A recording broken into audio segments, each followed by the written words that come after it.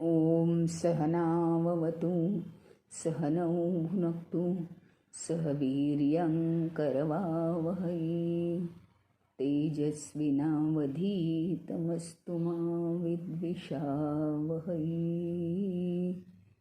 ॐ शान्ति शान्ति शान्तिः।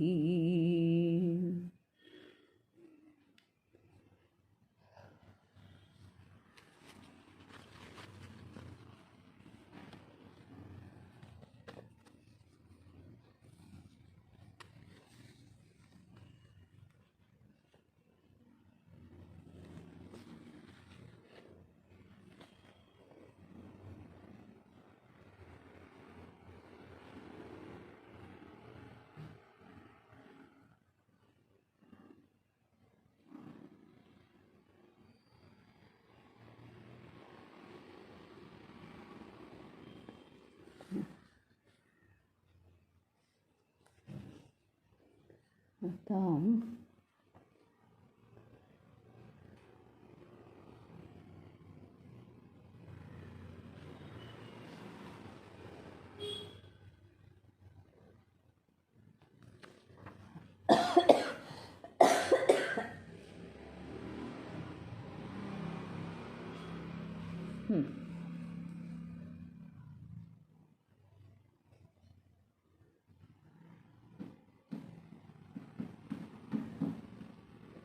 आता विषय असा आपला चालला आहे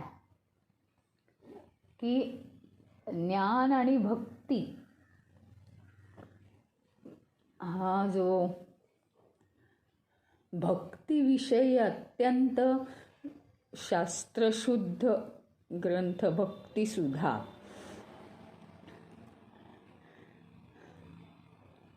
गुरुजी तेजोमयानंदांनी स्वतः रचित असे हे संस्कृत श्लोक आहेत आणि अत्यंत सोप्या शब्दात. तर त्याच्यामध्ये आपला आता 17वा श्लोक चालू आहे. ज्ञान आणि भक्तीमध्ये काय फरक आहे, गोंधळ होतो कधी कधी. खरं तर लक्षात येतं, पण तरीसुद्धा असं वाटतं ज्ञान आणि भक्तीमध्ये काय फरक आहे, म्हणजे काय अपेक्षित आहे तो फरक. यथा देवस्तथा बोधो ज्ञानयोगस्य लक्षणम. यथा देवस्तथा बोधो, जसा मनात देवाबद्दल भाव असेल तसा देव आहे.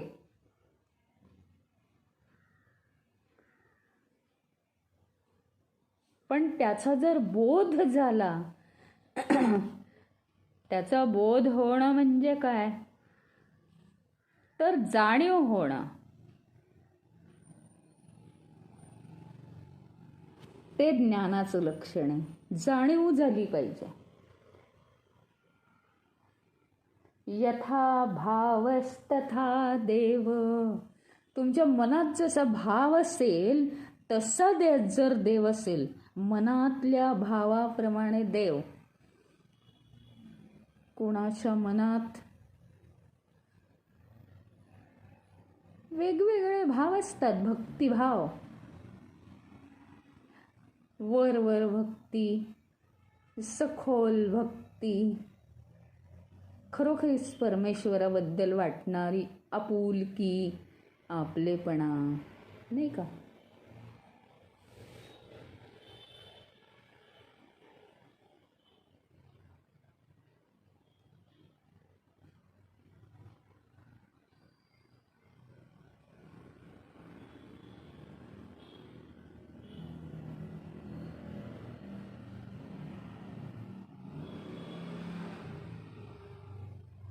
काय फरक आहे? पुन्हा एकदा या 2 ओळींमधनं आपण समजून घेऊ. यथा देवः तथा बोधः. जसा देव आहे तसाच्या तसा त्याचा बोध होणं. ह्याचा अर्थ परमेश्वर ही काय चीज आहे? माझ्यातली जाणीव कुठलाही विचार नसताना, शरीराशी संबंधित, माझ्या अहंकाराशी संबंधित कुठलाही विचार नसताना नुसती जाणीव, चैतन्याची जाणीव नुसती, त्याला काय म्हणतात? ज्ञान. ज्ञानयोगस्य लक्षणम.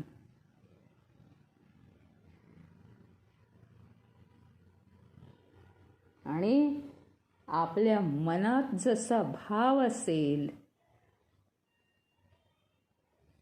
तसा आपण जो देव मानतो त्याला म्हणायचं भक्तीचं लक्षण.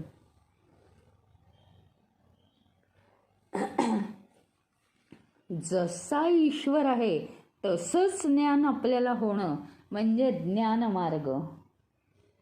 आणि जसा भाव असेल मनातला तसा देव आपल्याला दिसणं म्हणजे भक्तिमार्ग. ज्ञानम वस्तू तत्वम. तत्व, चैतन्य तत्व, बास, ते म्हणजे ज्ञान आहे. दुसरं काही ज्ञान नाही. आणि ज्ञानम वस्तू तत्वम म्हणजे समजा आता मोबाईल घेतला आपण. मोबाईल हातात घेतल्यानंतर काय आहे त्याचं? अहो, त्याची लक्षणं आहेत सगळी. त्याचे फायदे आहेत, त्याचे उपयोग आहेत, रोजच्या वापरासाठी अनेक. आणि मोबाईल म्हटलं की त्या पद्धतीने आपल्याला ज्ञान होतं.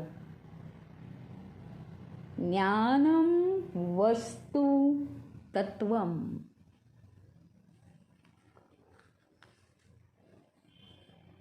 कळलं का? जशी वस्तू असेल, सगळ्या वस्तू घ्या, घरातल्या सगळ्या वस्तू घ्या तुम्ही. कपाट कसं लगेच डोळ्यासमोर येतं, कप्पे आणि काय काय नाही का, जे काही असेल त्याच्याविषयी ते सगळं डोळ्यासमोर येतं. त्याचं ज्ञान म्हणजे ज्ञानम वस्तू तत्वम. वस्तू जशी असेल, नाव घेतल्याबरोबर आपल्याला तिचं ज्ञान होतं. पैसे लगेच ज्ञान झालं ना, कसे कसे असतात, नोटा असतात, नाणी असतात. TV ज्ञान झालं लगेच. कशासाठी असतो इथपासून, म्हणजे त्या वस्तूचं नाव घेतलं की जसंच्या तसं आपल्या मनात उमटतं. इथे माझ्या मनातल्या भावाप्रमाणे मोबाईल मला म्हणून चालत नाही.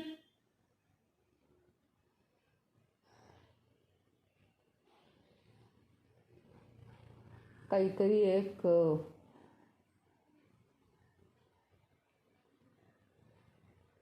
वेगळंच काहीतरी इन्स्ट्रुमेंट घेतलं आणि त्याला मोबाईल म्हटलं आपण, चालेल का? लोक हसतील ना. खूप साधी गोष्ट आहे. आणि हे जर प्रिन्सिपल आपल्याला कळलं, जगात सगळ्या वस्तूंची ज्ञान आहेत. आणि ही जी वस्तूंची ज्ञान आहेत ना,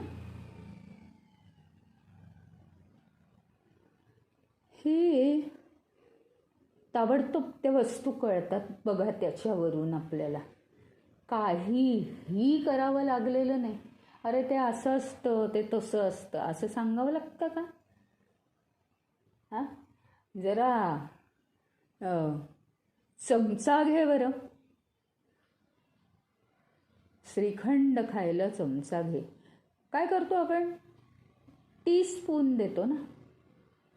लगेच समजतं आपल्याला. नाव घेतलं की ती वस्तू आपल्याला समजून येते. किती छान बारकावं, मला तर खूप आवडलं. ज्ञानम वस्तू तत्वम.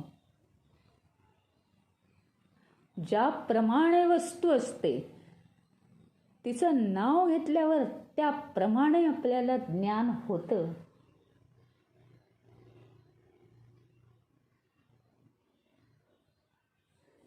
फक्त वस्तू नीट माहिती पाहिजे आणि माहितीच असतात त्या. ज्ञानम अज्ञान ज्ञापकम न तु कारकम. ज्ञान काय करतं? अज्ञात ज्ञापकम.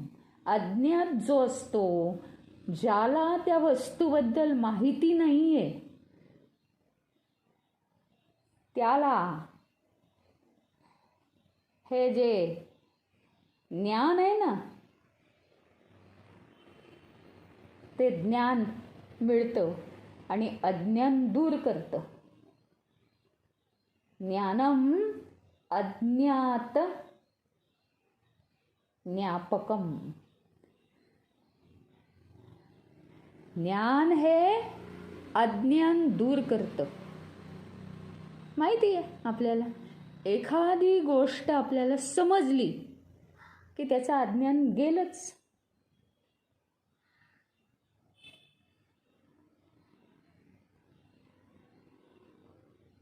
पण आता मी समजा मोबाईल म्हटलं, मला ज्ञान झालं, त्याचं अज्ञान निघून गेलं, परिपूर्ण ज्ञान झालं. परंतु जे नाहीये ते नवीन ते निर्माण करत नाही. फार महत्वाचा मुद्दा आहे हा.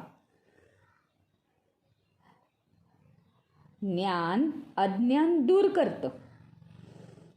एखाद्या वस्तूविषयीचं ज्ञान झालं मला आणि अज्ञान दूर झालं माझं त्याच्याविषयी.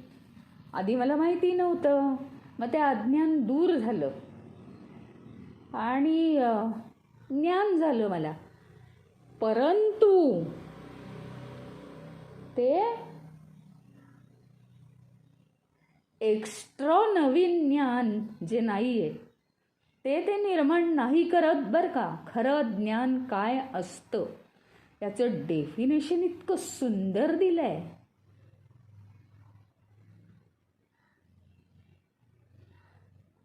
फारच सुंदर. पुन्हा एकदा सांगते, ज्ञान हे अज्ञान दूर करतं.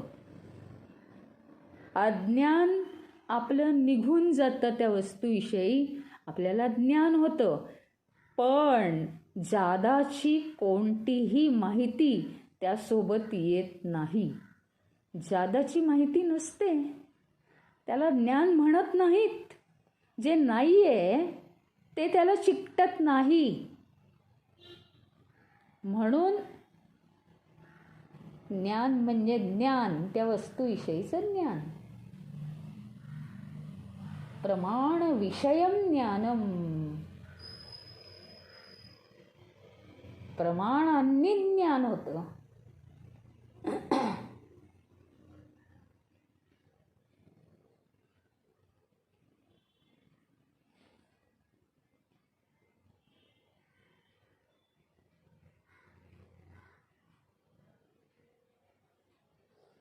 आणि म्हणून ज्ञानमार्गामध्ये परमेश्वर सत्य आहे. म्हणजे सत्य काय आहे? परमेश्वर सत्य आहे आणि तो सांगितला जातो. आपण करतोच आहोत अभ्यास गीतेमध्ये. तर कसं आहे प्रत्यक्षात चैतन्य, त्याचा अभ्यास आपण करतो आहोत. मग त्याच्या पलीकडे ते काही नसतं. तसं ज्ञान झालं की सगळं अज्ञान दूर होतं आणि मग त्या दिशेने आपली पावलं वळली जातात. आणि थोडंसं जागं केलं आहे की हे अत्यंत महत्त्वाचं एक प्रिन्सिपल आपण पाहतो आहोत की ज्ञान हे अज्ञान दूर करतं, आपलं अज्ञान नाहीसं होतं, परंतु जास्तीचं त्याला काहीही चिकटत नाही.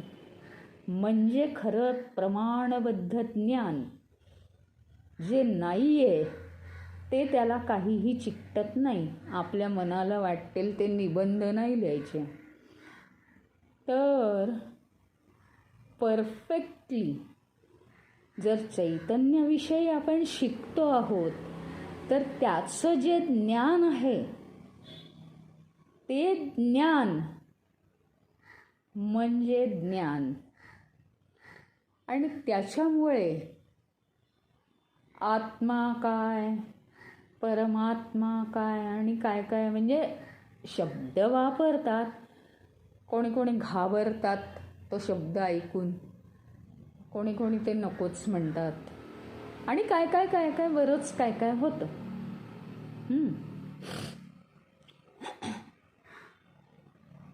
त्याच्यामुळे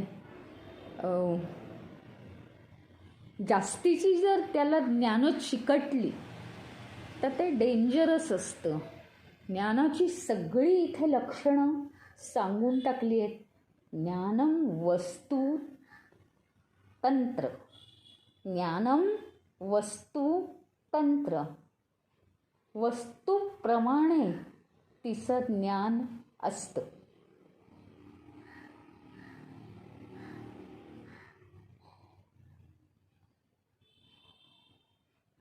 आणि पुढचं महत्त्वाचं, ज्ञानम अज्ञात ज्ञापकम न तु कारकम.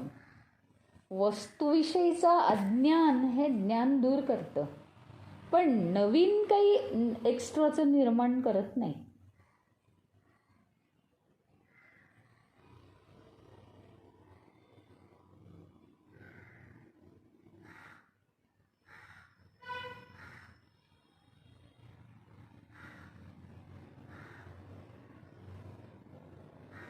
हे पुस्तक आहे, ही वही नाही, याने काय झालं मला कळलं. म्हणजे आपण काही त्याला हात लावत नाही पण लांबूनच, अच्छा हे पुस्तक आहे म्हणजे वही नाही. ह्याच्यात ज्ञान मिळालं पण कुठंही एक्स्ट्राची माहिती नाही आहे. याला म्हणतात परफेक्ट ज्ञान. परफेक्ट ज्ञान. ज्ञान हे असं असतं. ज्ञानाचं अतिशय सुंदर महत्त्व इथे सांगितलं आहे. आता भक्तीबद्दल सांगतात. भक्तीचं तंत्र कसं आहे, ज्ञानाचं तंत्र काय होतं, ज्ञानम वस्तुतंत्रन, भक्ती पुरुषतंत्र.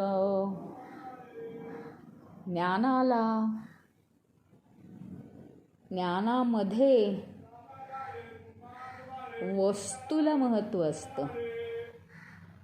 वस्तू म्हणजे जो विषय आहे, जी वस्तू आहे, जे काही आहे, विषय वस्तू, त्याला महत्त्व आहे आणि त्याचं ज्ञान. ज्ञानम वस्तुतंत्रम. पण भक्तीमध्ये काय आहे, भक्ती पुरुषतंत्र. भक्ती पुरुषतंत्रम. पुरुष याचा अर्थ मानव.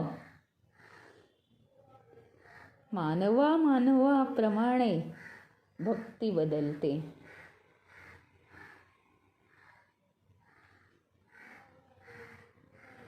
पूजा व्यष्टी पातळीवर चालते.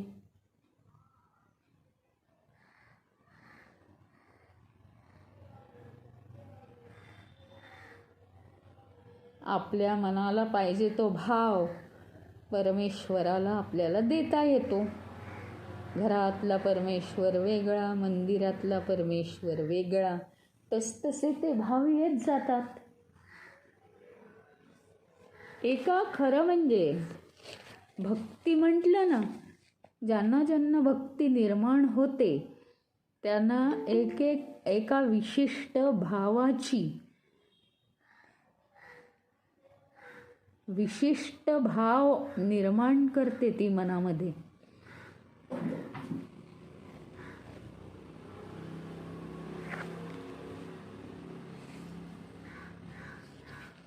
भक्ती ही काय आहे?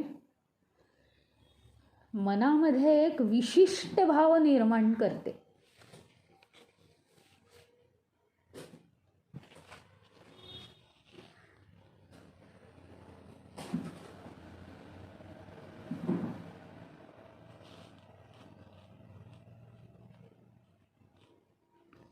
श्रद्धा असते त्याच्यामध्ये. श्रद्धा विषया भक्ती. श्रद्धा म्हणजे भक्ती.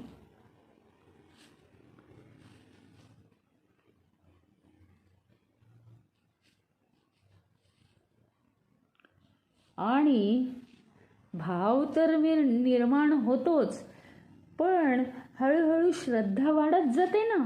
ही दृढ असलेली श्रद्धा जास्तीत जास्त त्या भक्तीला पुष्टी देत जाते आणि शक्ती देते.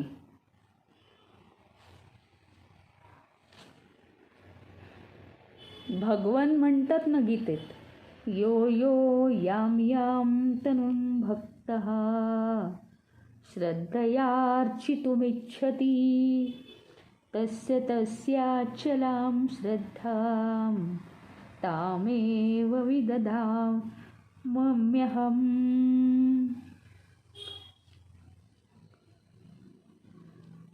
भक्तिमार्गामध्ये म्हणजे जसं भक्त भाव करतात त्याप्रमाणे भगवान प्रगट होतात.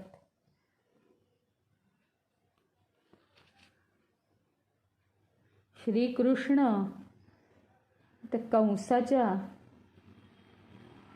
मुष्टियुद्धाच्या रिंगणात आले ना, तेव्हा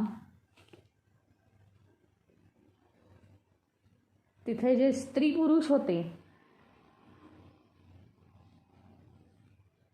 त्यांच्या त्यांच्या भावानुरूप ते वाटले. उलट झालं. भगवंतांमध्ये प्रतिबिंब पडलं भक्तांच्या भक्तीचं. त्यांच्या चेहऱ्यावर अनेक स्त्री पुरुष श्रीकृष्णांना मुष्टियुद्धाच्या रिंगणात पाहून आश्चर्य करत होते आणि भक्ती आणत होते मनात. त्यांच्या मनात भाव निर्माण झाला होता आणि ते जसा भाव निर्माण करत होते तसे भगवंत दिसत होते. आणि दुसरीकडे मुष्टियुद्धाचा भाव आहे तसे भगवंत दिसत होते. त्यामुळे या सामान्य लोकांना ते रक्षक वाटले.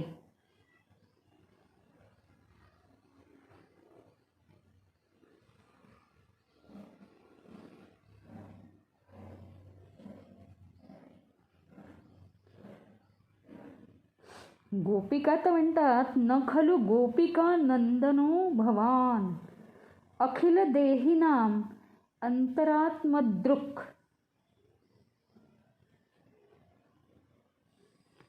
गोपिका हक्कानी सांगतात ना, आम्हाला माहिती हो तुम्ही काय फक्त यशोदानंदाचेच पुत्र आहेत का जगात?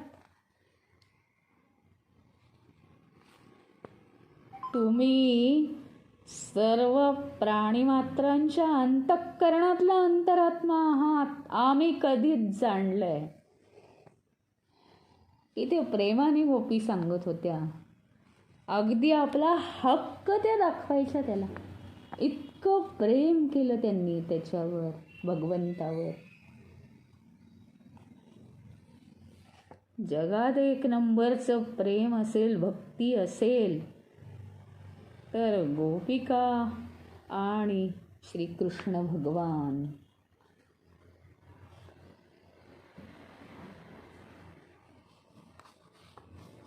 यशोदा मैयेला सुद्धा विश्वरूप दर्शन घडवलं होतं ना.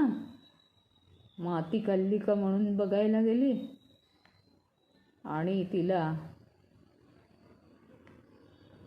काळजी करू नकोस, माझ्यात सगळं विश्व सामावलेलं आहे. परत तिची मेमरी बंद करून टाकली, सगळ्यांना सांगत बसू नये म्हणून. पण तिला एक आतून समज आली.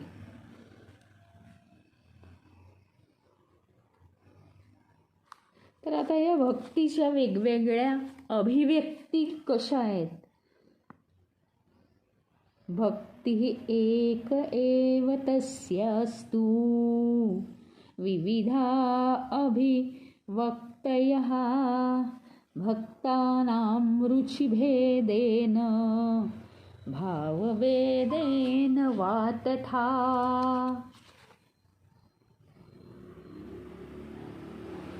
भक्ती जरी एक असली, तिच्या अभिव्यक्ती वेगवेगळ्या आहेत.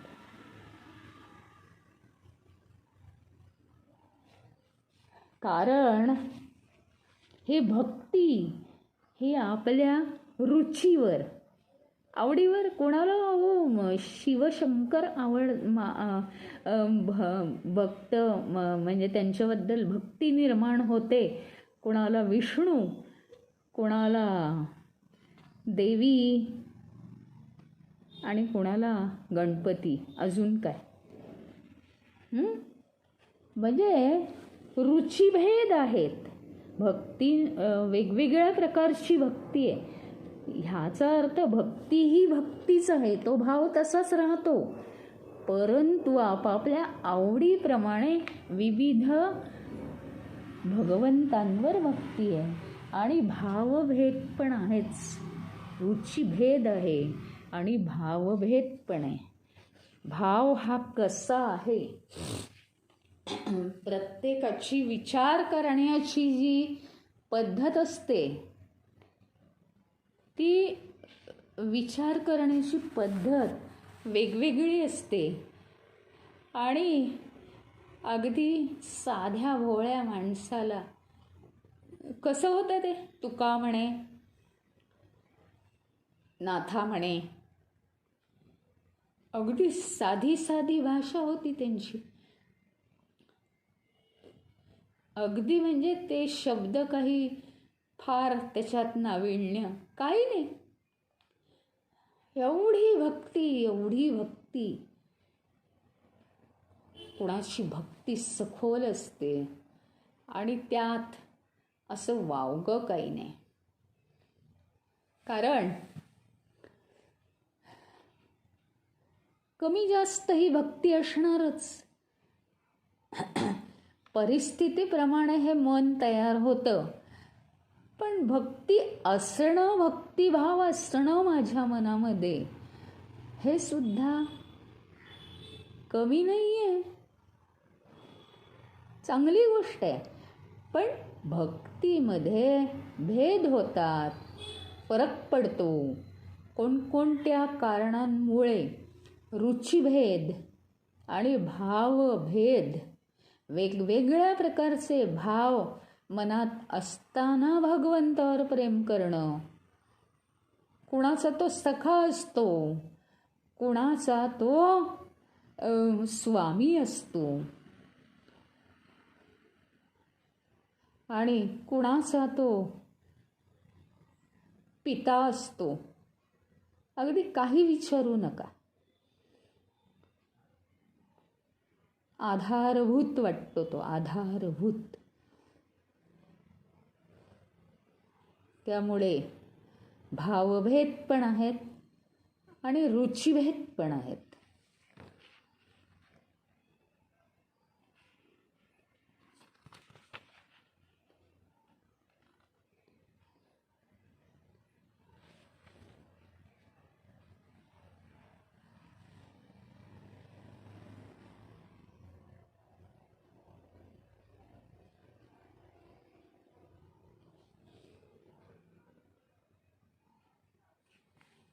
नारदांच्या मते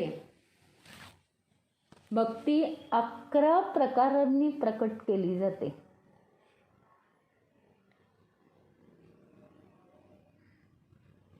काही स्थूल भावाने प्रकट करतात. स्थूल भावाने भक्ती म्हणजे काय माहिती का? काही नाही, म्हणजे ते मुद्दाम नाही करत आहो, परंतु एक पूजा करणं चांगली गोष्ट आहे. मग सगळं झब्बा पायजमा घालून पूजेला जातात, मंदिरात बसतात,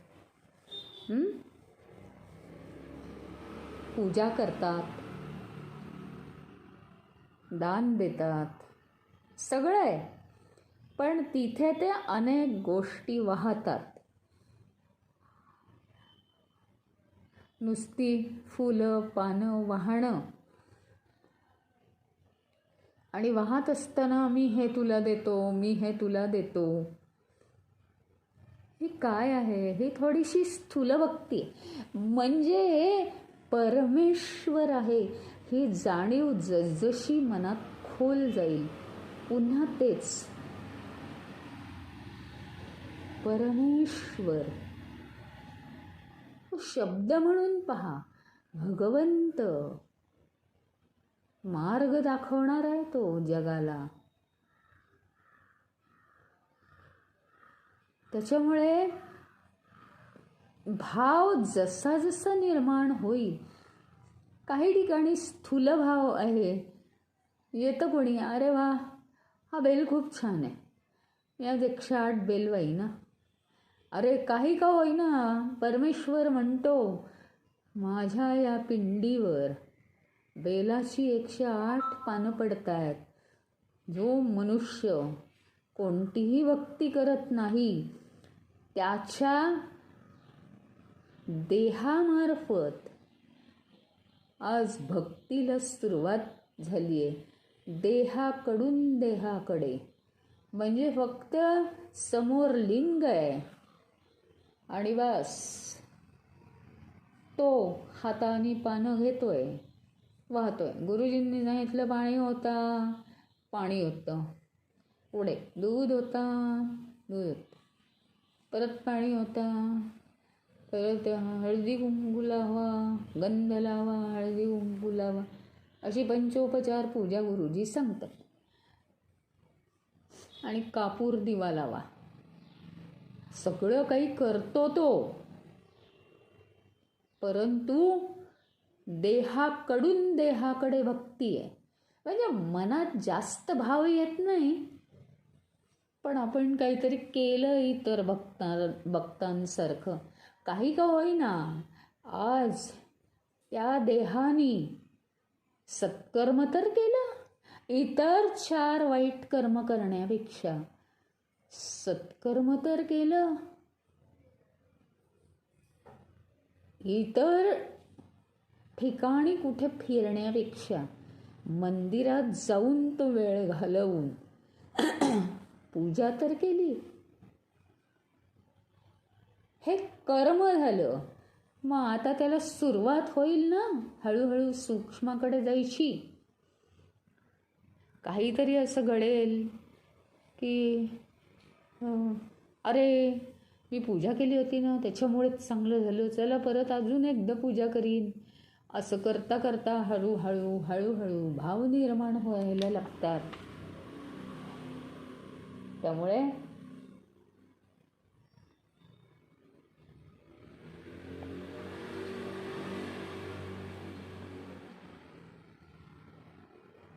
स्थूल भावाने ते भक्ती प्रकट करतात, तर कोणी सूक्ष्म भावाने, कोणी जोरदारपणे प्रकट करतात, तर कोणी अगदी हळुवारपणाने,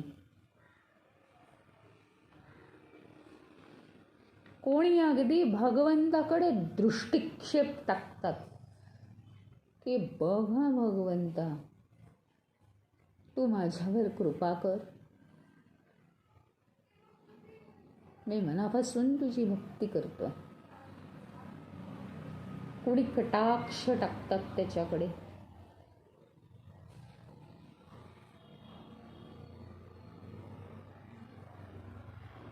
कुणी कुणी काय करतात माहिती का, वस्तू देतात,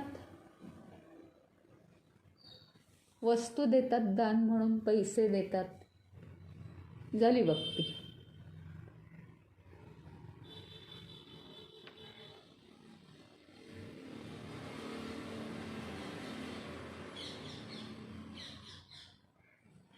आणि कुणी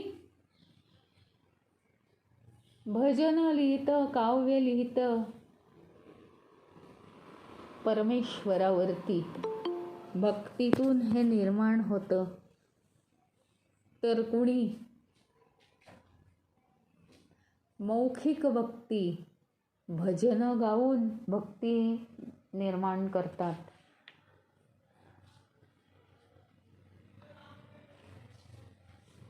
कुणी प्रसंग वाईट आला असता भगवंतासमोर डोकं ठेवून अश्रू गाळतात. इथे त्यांची भक्ती सुरू होते.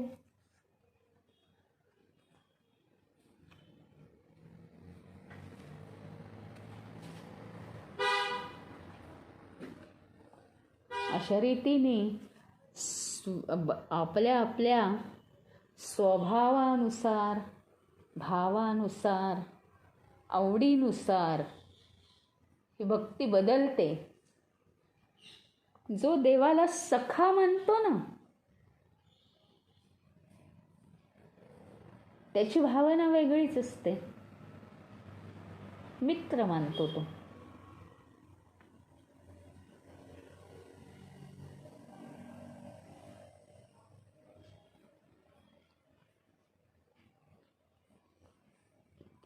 गोपींचा भाव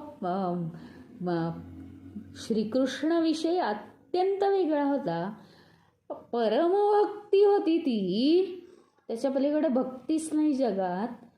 पण तरीसुद्धा अर्जुनाला ती जमेल का? नाही. पण अर्जुनाचा भाव भगवंताविषयी काय होता, त्याप्रमाणे अर्जुनाला केवढं मोठं बक्षीस मिळालेलं आहे, केवढं मोठं बक्षीस मिळालेलं आहे. संपूर्ण म्हणजे 100 वर्षाच्या आयुष्यातलं कोनान कोपरा मनातला, काय काय संसारात अडचणी असू शकतात आणि त्याच्यापासून अलिप्त कसं व्हायचं, आणि हजारो मार्ग भगवंताप्रत पोहोचण्याचे की जे आपल्याला शांती देतात, अशी प्रिन्सिपल्स, हजारो प्रिन्सिपल्स अर्जुन घेऊन गेलेला आहे भगवंताकडून. असं त्याचं काय आहे, त्याच्या भक्तीचं महत्त्व आहे.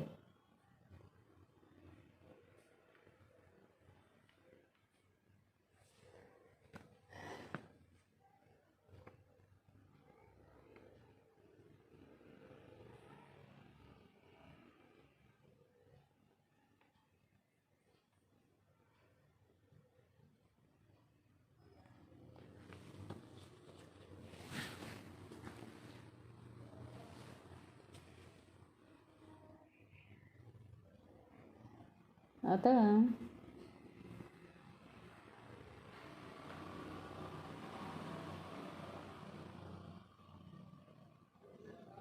भक्तिभाव काय काय आहेत ते थोडेसे इथे दिलेले आहेत. भाव काय काय असतात ते. पूजा या मनुरागो वा कथा जपादिषु ईश्वरार्पण बुद्ध्या वा सर्वकर्मानुपालने.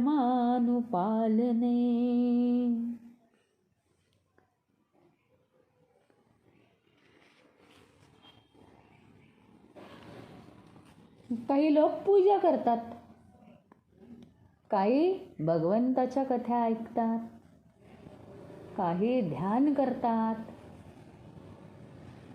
जप करतात. तर काहींना कर्म करायला फार आवडतात. नारद भक्तिसूत्रच आहे. पूजादिषु अनुरागः. पूजा करण्यात परमप्रेम आहे, अनुराग म्हणजे. आणि हे चांगलं उत्तम भक्तीचं लक्षण आहे.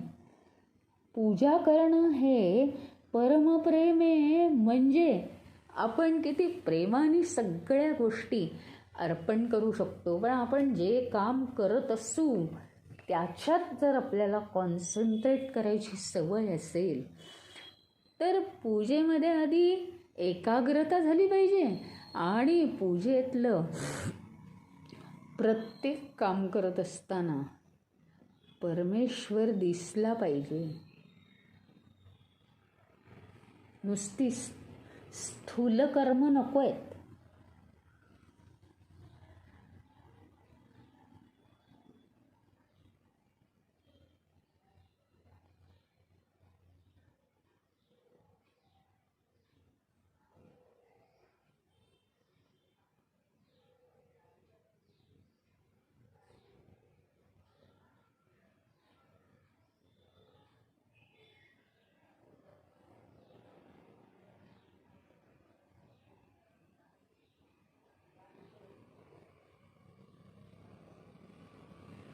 तद्रूप होऊन पूजा करता येते.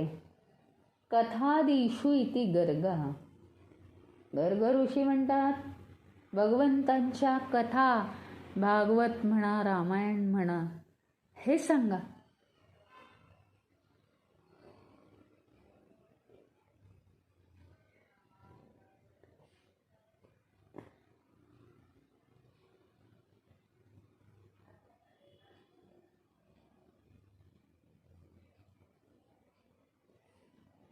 नित्यपाठ आहे, अनेक गोष्टी आहेत, त्या कथा केल्या की भक्ती होते. आत्मरती अविरोधेन इति शांडिल्य. शांडिल्य ऋषी म्हणतात, आत्मरती हे लक्षण आहे भक्तीचं. पूजा करण्याऐवजी सगुण रूपाचं किंवा निर्गुण रूपाचं ध्यान करा. ते जरा जवळचं झालं.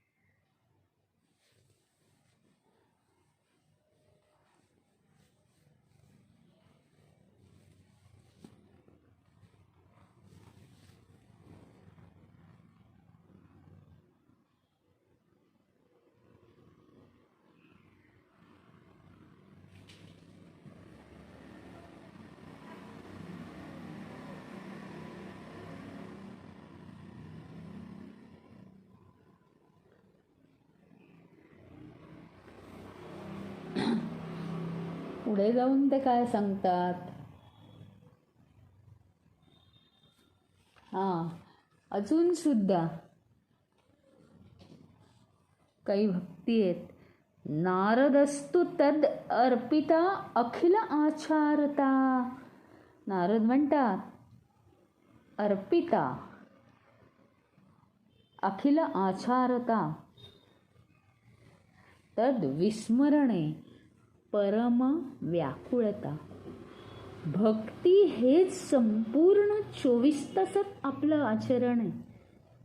भक्ती हेच आचरण आहे. आणि जर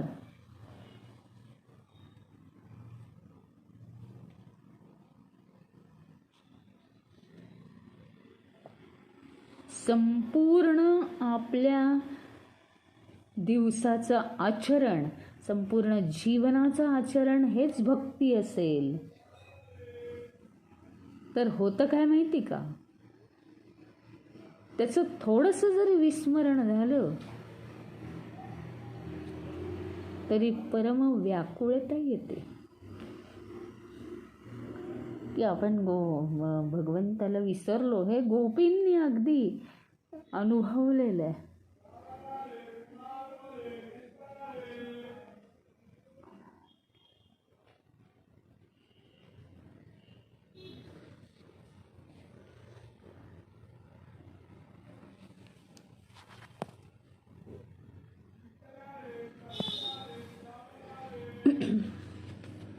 आज आपण इथे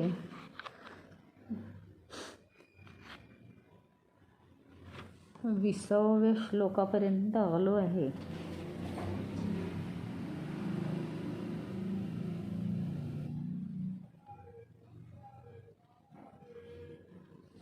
उद्या हा 20वा श्लोक, पुढच्या वेळी, पुढच्या मंगळवारी आपण भक्तिसुधासाठी भेटूया.